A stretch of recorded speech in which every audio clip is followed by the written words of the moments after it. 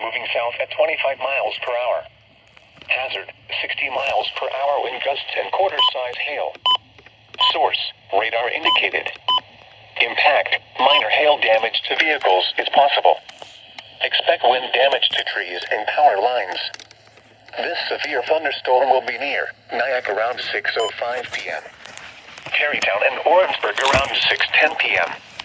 Tappan around 6:15 p.m. White Plains and Port Chester around 6:20 p.m.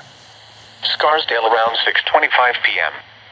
Yonkers and Rye around 6:30 p.m. New Rochelle and Riverdale around 6:35 p.m. Co-op City and City Island around 6:40 p.m. East Tremont and Sands Point around 6:45 p.m. Mont Heaven and Throgs Neck Bridge around 6:50 p.m. Great Neck and LaGuardia Airport around 6:55 p.m. Jamaica and Flushing around 7 p.m. For your protection, move to an interior room on the lowest floor of a building.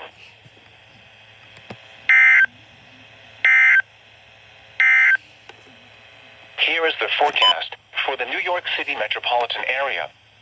Tonight, mostly cloudy.